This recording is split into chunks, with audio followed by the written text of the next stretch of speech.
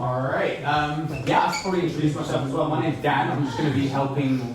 I'm just going to be helping. I know that's a great reaction. Just run this Q&A section, and yeah, just first thing as well. I think like Amy wanted us to know that like it's pretty relaxed, and so like there's no pressure. You don't have to have like a perfect question or anything like that. And you can leave. Yes.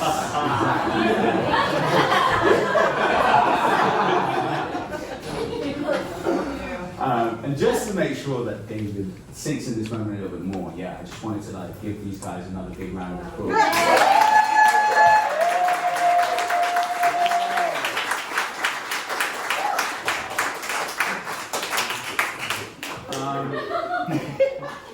And I guess to like start things off, I guess I should probably introduce you. So we have the director over here. Anyway.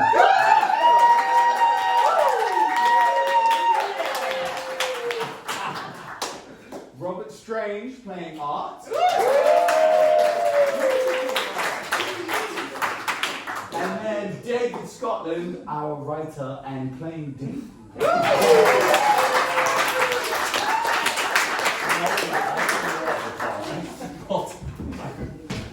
And yeah, I guess like to start off with, just so that you guys don't feel the pressure, I kind of prepped a little bit, so I got some questions. Did my homework a little bit tonight. Yeah, and I guess like for me, first place to start is obviously like the beginning of this, and like yeah, the origins of the story, how it kind of came about. Come on, give it. Well, I was born in I did a course with the Travers Theatre in Edinburgh for first-time playwrights. And it was a 10-week course, and it was run by an amazing Scottish playwright called Steph Smith. And the idea was that over the 10 weeks, you basically write your first play. And then the great incentive at the end was that if you submitted your first draft like a week after the course had finished, then you would get feedback on it from the Travers Theatre. So that was like a great accountability for like actually finishing it off. Yeah, that was very helpful. Yeah. And then I guess obviously like from that point, when Amy, when did you get involved, and what was it specifically that kind of got you involved in the piece? Was it themes or? Well, I knew that David was doing this course. When was that lockdown, did you say? No, like like start of 2022. Yeah. Maybe like Omicron. Oh, right, okay. Yeah, there was something else happening. And I knew he was doing it, and then he sent me that he was like, oh, can I send you this script? This play, and I was like, yeah, I'll just have a little read. And I was like, oh, fucking hell, that needs to be, like, something needs to happen with that. Do you know what I mean? Something needs to be, it needs to be heard. And David probably, well, he might mind me saying it, but he, like, I just think, he's like, oh no, like, is it okay? He's not like, he wasn't totally like, sure, and I was like, yes, it is, and we need to get it out of there. And so I think it was really nice, because he trusted me, yeah, and I was like, let's do it. And was there like a particular theme or anything that like struck out to you? What was it about the piece itself?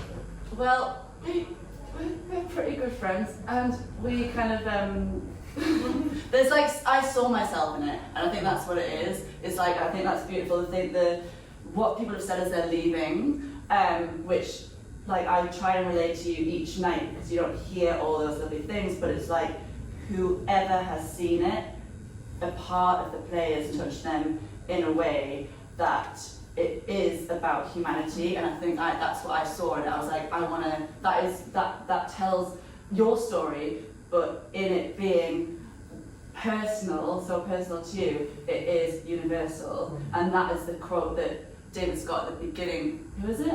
Carl Rogers. And it's about, yes, I'm going to plagiarise it, I say. What is personal is most universal. Yeah, and that just rings so true. And I think it was like, yes, and then, yeah, I thought, that spoke to me. That sounds pretty cool. Yeah.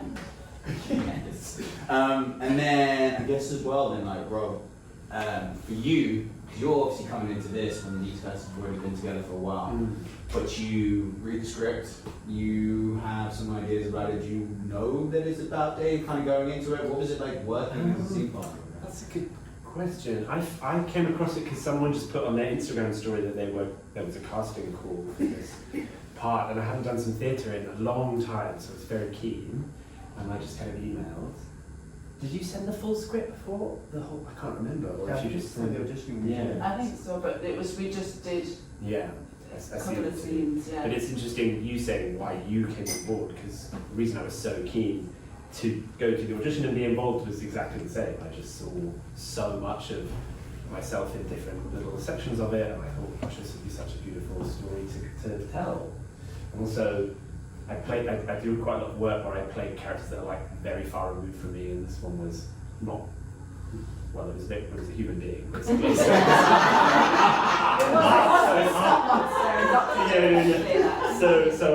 I was just like, it was very drawn to it. And then, just when I met them both in the auditions, it was just just clicked really easily. We did some improv, we did some movement, and read the scenes. Just felt like a rehearsal, basically. So yeah, it was fun.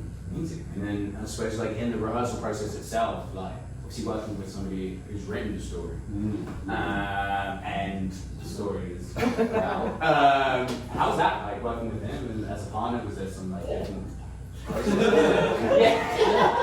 Straight up, tell us all, everything. Yeah. It's really interesting and like really helpful in some ways, because when there was a question, you just immediately had something. It's never been with either of them. It's never been, oh, this is how it's done, or this is the answer. But it was, well, when I wrote it, I was thinking this, as opposed to all of us sitting like, I wonder what the writer had. So that's really handy. But at the same time, you've been really like quiet in some ways, or very flexible in terms of, it's been way down the line, even this week, where I said, I've always read this as this. Is that what you intended? And it was kind of like, well, actually, I thought. So it's kind of part of the collaborative process, I guess, is we all brought different viewpoints to different parts of the script that weren't maybe necessarily what you put in it originally, but we all find different things. So yeah, it's very easy. It is interesting, like being in the room, I guess, with the writer who's also kind of based on you. When we were doing it for Edinburgh, Rob used to do this thing where he would like surreptitiously like drop in like questions to find out if things were like my actual life. So we're like, would you really be into like if someone like started talking to you about like cults and stuff?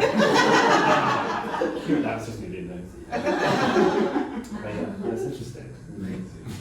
Amazing. And then I guess like again, as like a director, you probably have a lot of time looking at the script, words, and everything that's kind of going on. But is there a particular like scene or a particular like chain of moments that you can kind of think of that like I guess you just love it?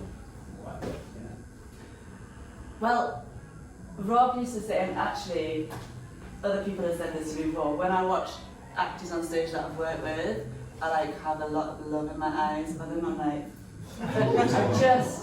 and I think what I really like to do is, and I think my aim and what I think kind of works as a director is to create a space which enables the actors to feel free, to be able to explore and experiment and just trust their own selves and their own instincts, and then I can kind of, help and ask questions and we can all, as Rob said, work collaboratively together. And I think, one of those, but even now it's evolved, and it is the cult scene. And there was, because there was something in that when it was read through first, it was like, okay, this is, and we kind of got the sexy part, right? But then it was also like, there's something else going on, like something kind of, almost like there's something dangerous and spicy that we can play with. And we then together worked through like what that was and what that could be and how we could kind of heighten it, and was it real and was it like something in Dave's mind, and then even and then we were like, oh, this is like role play, right? This is like them and like his wants in the bedroom of like, oh, this other thing that he's trying. And then we were kind of in this space, something else happened where it was like, just how do we set up the scenes? And I think what we've really enjoyed doing in this space, which we didn't have time for at Edinburgh, because Edinburgh was like, you have an hour to get in and out and do everything, and then everyone's waiting outside for the next show. And it was just like, okay, fine. And they're like, no, you okay. So we had to cut and shave things off, and that was quite a painful process, really, I think, for all of us. And it meant that but it meant that the transitions between the scenes couldn't breathe, and in here we could help them breathe. And then, while we were doing that, in the process of that, these two found a way into that scene that was completely different again. So I think that's what I love, is just being able to find all these different new parts of scenes, and the way that initially that scene has like grown into this just this beautiful, dangerous, sexy thing, and then with Matt and his wonderful lighting design. Like a literal wizard, because I was like something like sexy, colour, like red. And then he just like, can we pull it in? Oh yeah, okay. And it's just all of that lovely stuff that just makes it more intimate. Amazing. And then, yeah, I just wanted to kind of talk about that, just because you just mentioned the Fringe. So this has been a process. We heard about the beginnings, but like, so this is now the second performance after the Fringe, or is this the third one? No? Yeah, this is the first time we've done it since the Fringe. Yeah. Yes. Okay. Yeah. Yes. But I mean, as in like the second night. And this is the third night. Third night. Yes. With that, going from the page to like reads all the way through to like now the Fringe, and now as the writer as well. What is it for you? But how's it changed? How's it evolved? How's it felt? What's been that? Well,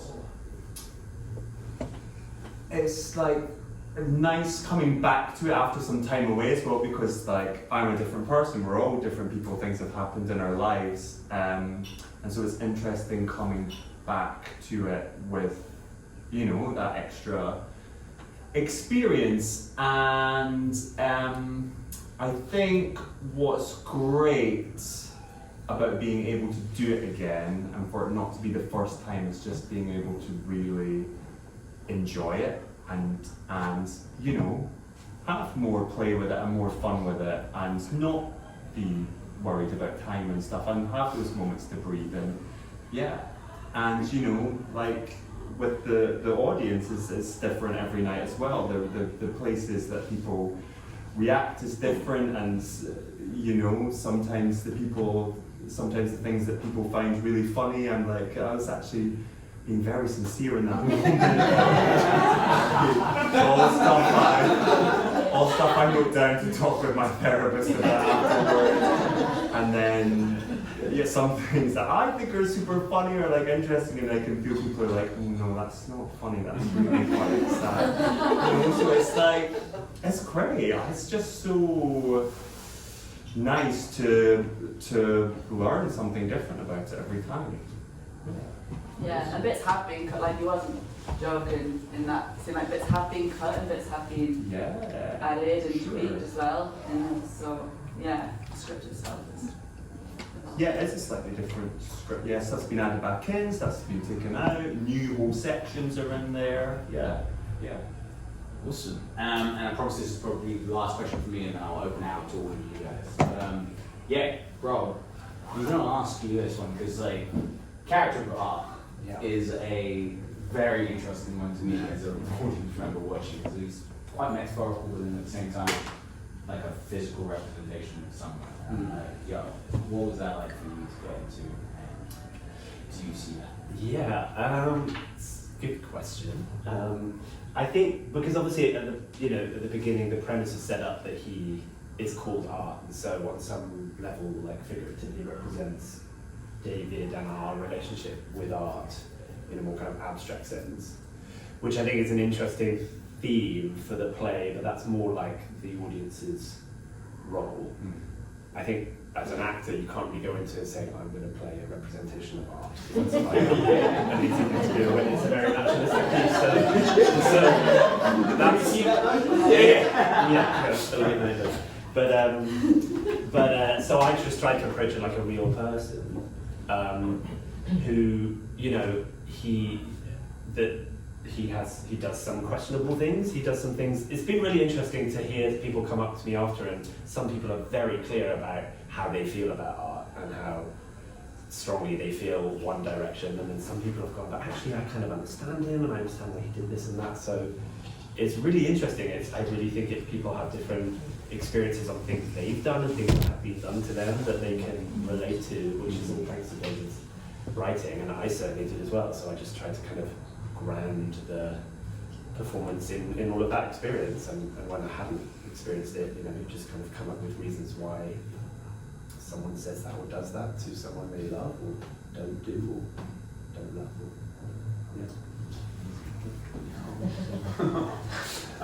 Does anybody else have some questions? I'm gonna like open them out. Yes. Yeah, sure. Just, I saw pre-Edinburgh, I saw one of the performances, somewhere in Earl's Court, I remember it being, but it just interested me what you were saying, what you were asking about, because this felt quite different, actually, and whether that's me seeing different things in it the second time. You said that there are some things that are different, but it was funnier this time. Someone else said that to me too. Someone said that he's really like leaned into the comedy this time. I think obviously having worked with Robert now, this is the second time we've worked together, and this time because we were coming into rehearsals from scratch, we were coming with like a pre-existing history, we really were able to like explore that relationship even more, and it feels like the most real it's ever felt, and the darker bits feel darker and the lighter bits feel lighter. It's almost like we've managed to like just expand the bandwidth of their like relationship and all the different colours in it. So that definitely feels different to me from a performance perspective. Yeah, I always like going to see things twice, because the first time you get the story for the first time, for the second time you're sort of conscious of the mechanics, the timing and the staging. So yeah, I liked it both times, but I was very impressed tonight. Thank you. Yeah, sure. Yeah.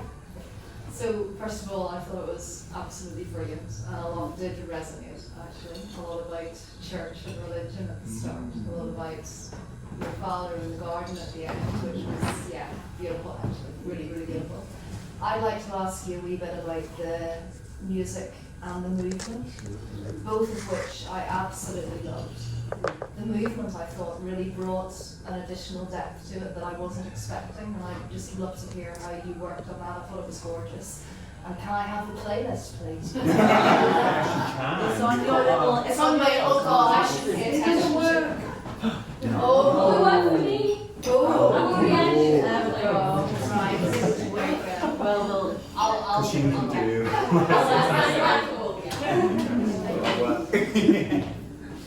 Well, when I first wrote it, there was really only that big section of movement that we do. That was the movement was in it, and that part of the story just came to me as a piece of movement. So I wrote it as I sort of described what would happen on the stage, and then it's really interesting. One of the things that Amy said when she first read it, and part of the feedback that I got from the Travers, was like, there's something in this movement that there needs to be more of that. And that kind of influenced the music, because I can't remember now, but I don't think in the very first draft there were as many musical references as there were, but then with that, and with knowing that there was going to be more movement in it, I purposely put a music suggestion at the end of every scene, and it all just happens to be music that like I was either listening to at the time, or means a lot to me, or I think it's like a musical representation of what that part of the story has just been Yeah, it's just more of myself, I guess, and what I was imagining and what I was feeling at the time. Yeah. And yourself, yeah. Well, first of all, it was really amazing. I was quite emotional about actually some parts of it because it's very, very touching, I think. As you said, it was universal. The couple of things I thought were really amazing. I think the transition between scenes, the blackout. I think in terms of direction, it was just, I thought it was so, the way it was done was, you breathe between, a little breath between one scene and the other. The blackout, the blackout, and then the next. No, there is a breathing space there, and that is so beautiful, so nice in the play when you're watching. I thought that was quite really not only lovely to watch, but it's very clever.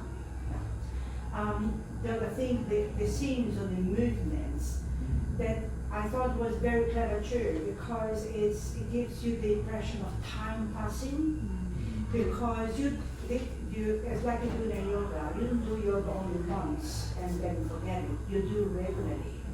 And I felt like time is passing. He's just doing his yoga.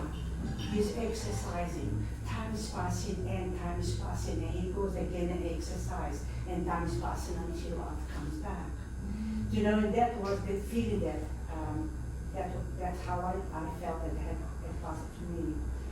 And now my question to you guys is, how would it be if that was directed by a male director? Would it be? Because I felt it because it's so sensitive, you know, there is a very nice touch there throughout. And I wonder, I was here thinking, would it have been different had it been directed by a male director? What do you think? Well, I think one of the, I mean, there's so, I won't bore you with the massive list of reasons why Amy directing is just like my wildest dream come true. But I think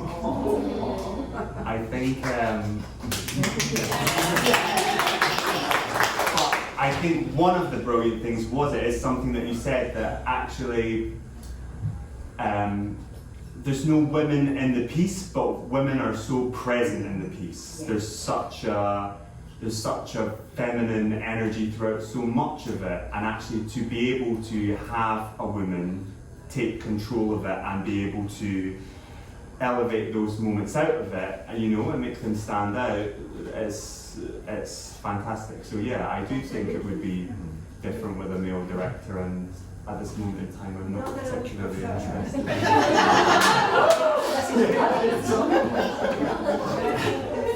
Very well that feminine side of the characters and the whole story. I think that was beautiful. I was just thinking, probably there'll be a different play. Sure.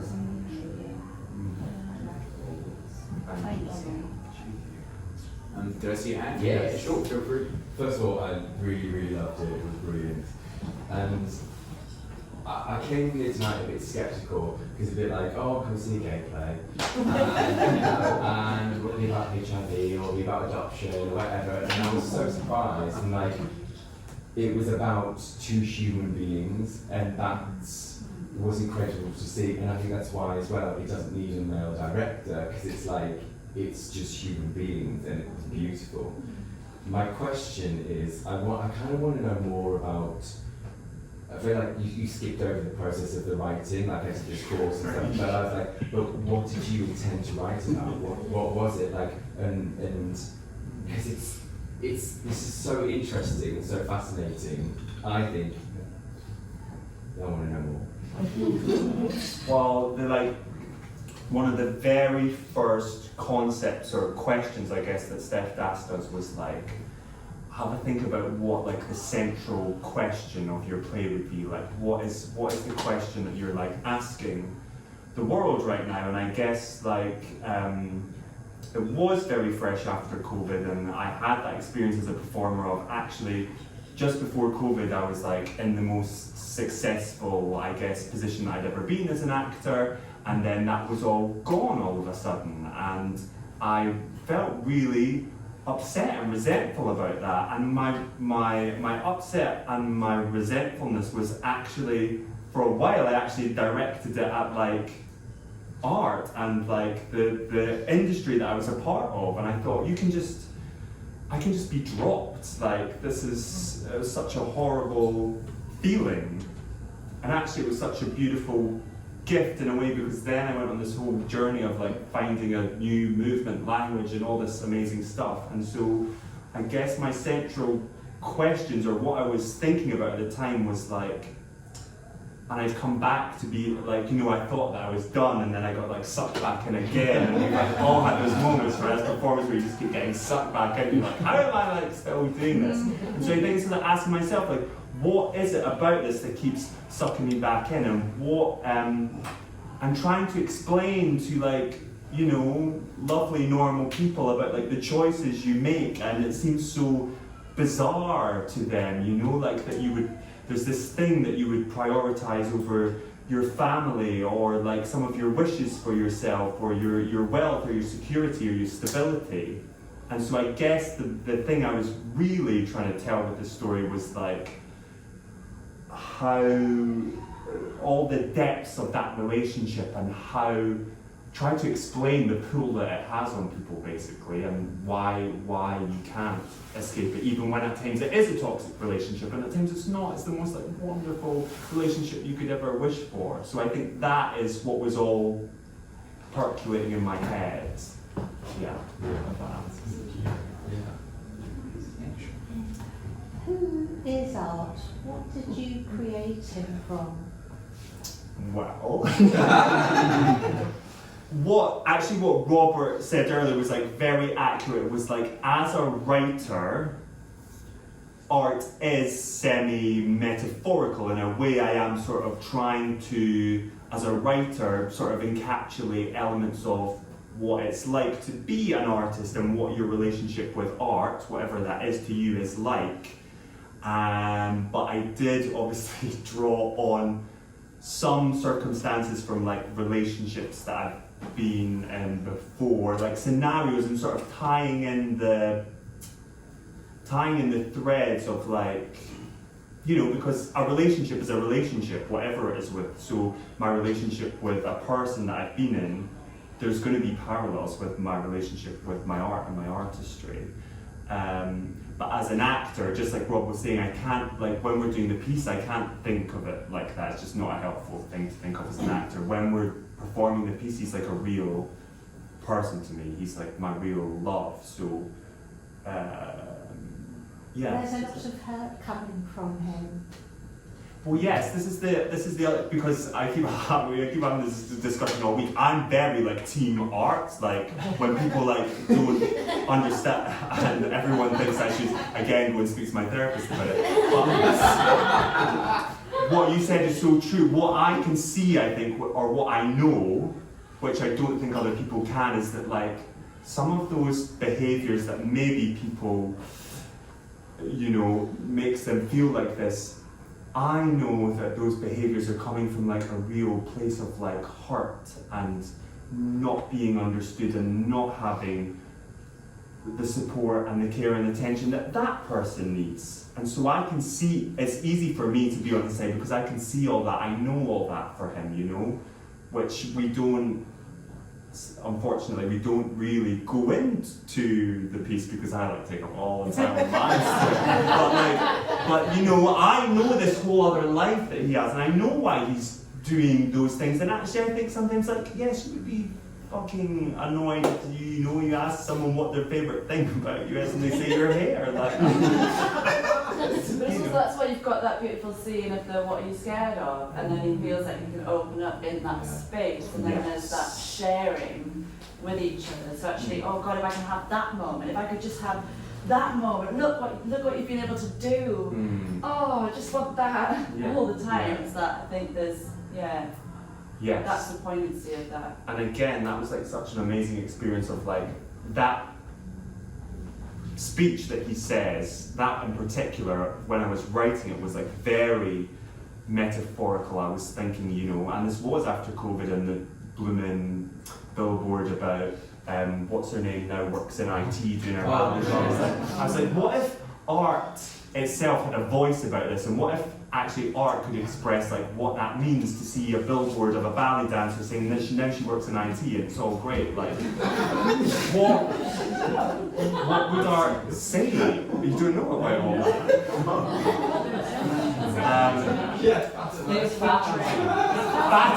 Fatima now works in IT.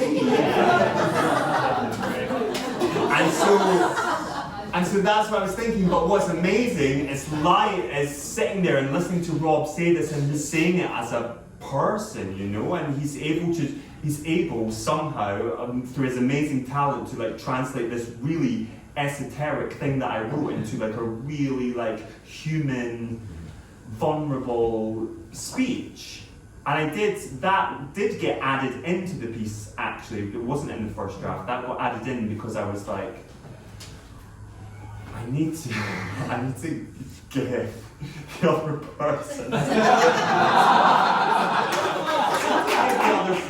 something. I had like these amazing people helping me, and I'm like, I can't just have them like, you know, yeah, exactly, like the other person, for God's sake, David, like give someone else something interesting to say. And so that was like a real, there's a lot of things, that speech, but it's also a testament to like, you know, the privilege of knowing that super talented, amazing people want to be involved in this piece, and like, okay, I need to write something that does justice to that talent, you know? Yeah. Oh, sorry. Yes, I was just in the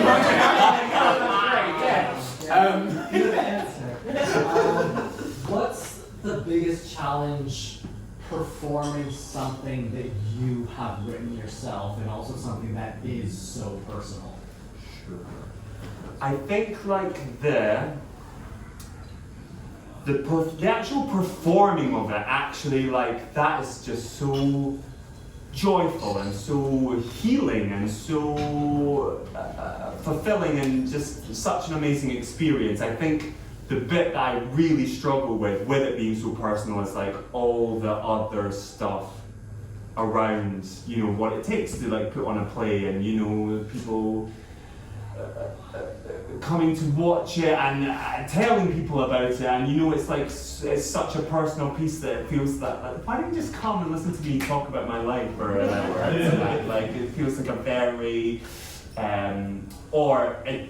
it doesn't now, but there have been times where it's felt like a very selfish, sort of self-indulgent thing to do. But that's where this whole universal thing is so helpful, and I need to constantly remind myself of that. It's like, no, you're telling your story, and in doing that, you're allowing other people to see part of themselves and share part of their story and their vulnerability. So yeah, the performing of it is like, I could do it all the time. But yeah, it's managing everything else. But luckily, I have beautiful people around me who really look after me, and when I'm maybe being overly sensitive, are very kind and supportive and understanding and patient. Can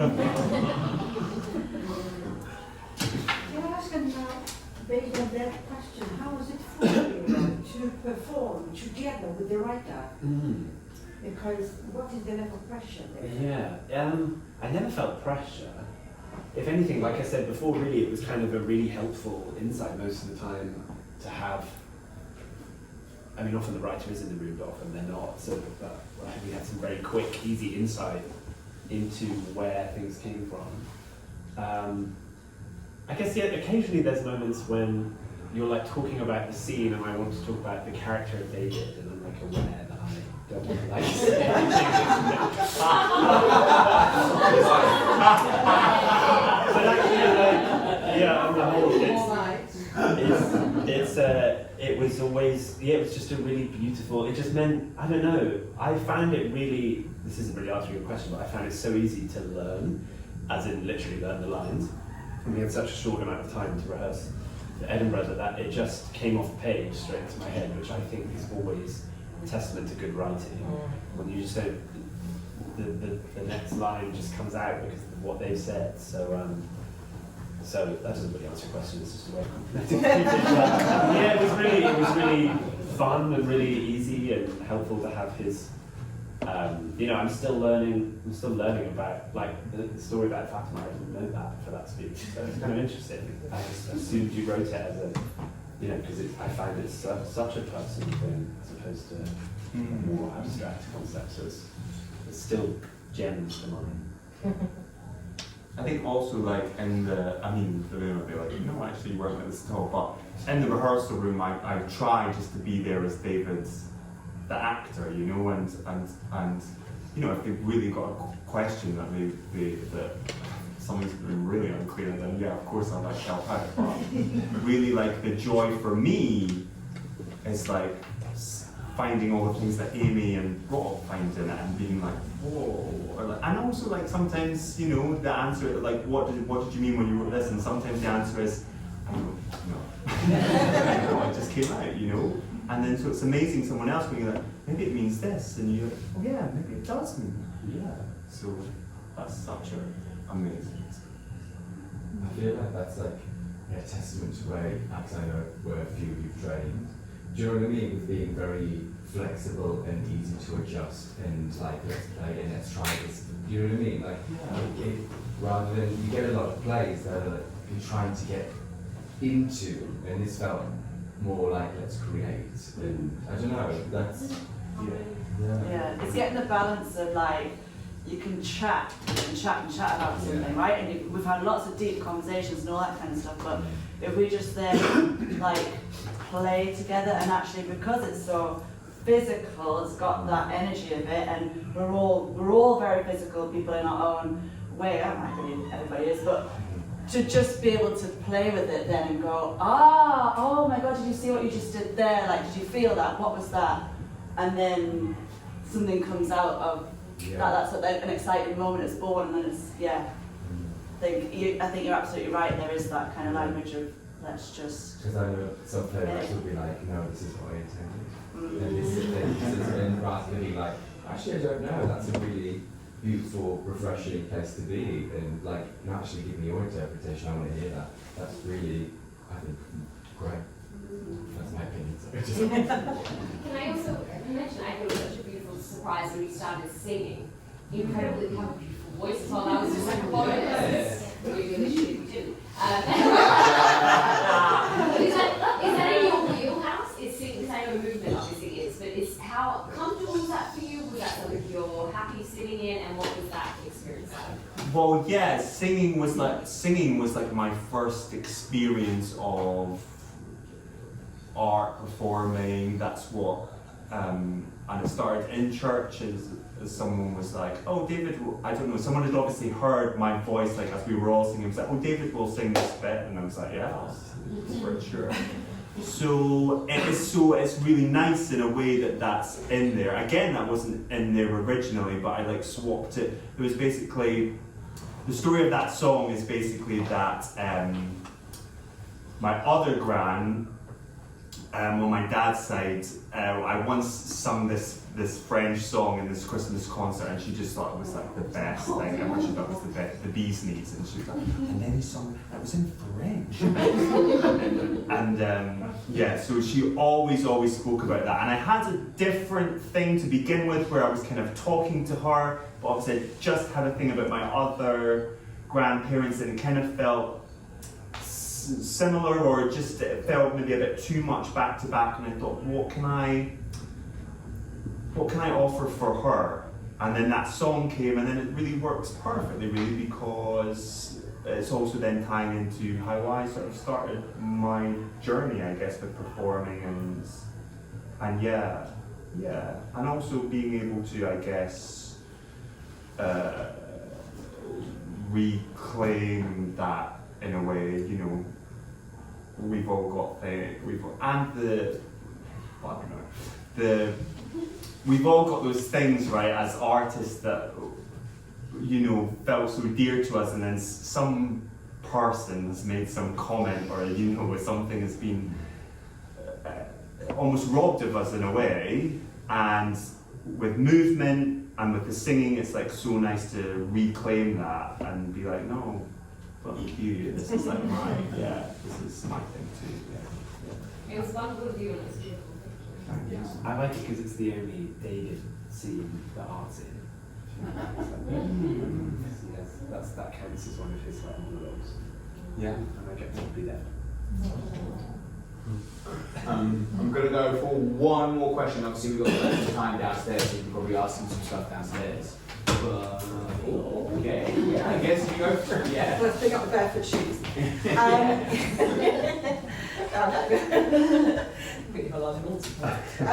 You mentioned a couple of times about being in therapy, and I'm just wondering how, having been in therapy, you look back on or maybe understand or brings a different perspective to your writing. Sure. Well, so like, to be perfectly frank and honest, like some of the stuff is like ongoing, like we're still working through a lot of that stuff. So I guess in a way, because when I wrote this play, I hadn't had therapy and I hadn't started that journey yet. So it's been, I guess, an interesting reference point to have of like, what some issues might be that we might want to discuss. But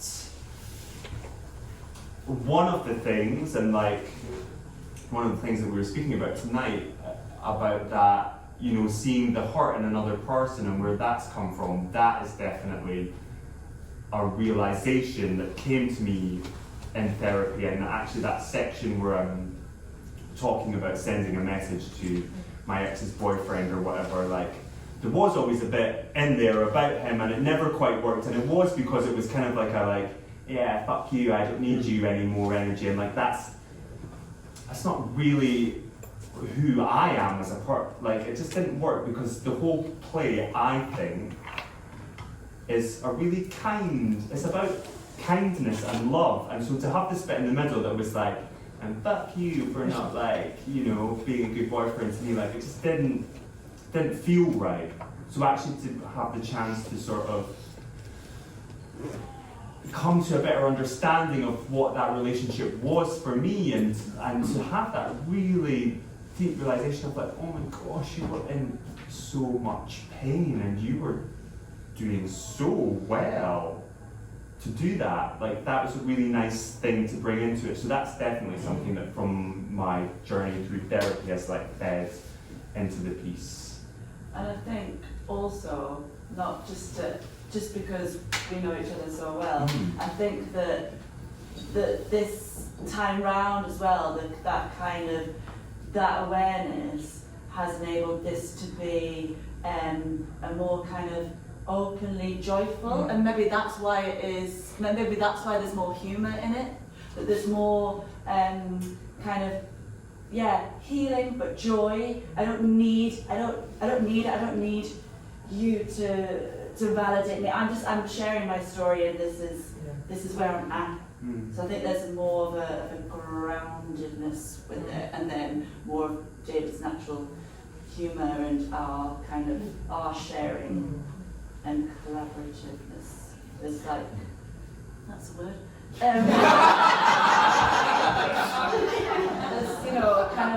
think is really, I think that's maybe added to it. So I think that's great, because I saw it as well in Anne's Court, and I just felt like your relationship, it just felt, there was a shift I felt in the relationship that you had, which just felt, there was, I don't know, it was almost like a distance between you that seems to have gone, and there is a connection there, that even though you do end up breaking up, spoiler, that actually, there's just a more, I don't know, compassion, I suppose, that you could feel, that just came through. Yeah, and we survived Edinburgh, so. Yeah. There's that. But that's definitely amazing.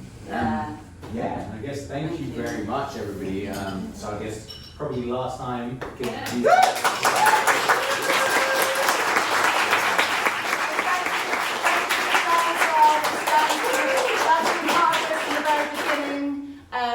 part of this in the very beginning and also done our fantastic production shots and things like that, so thank you.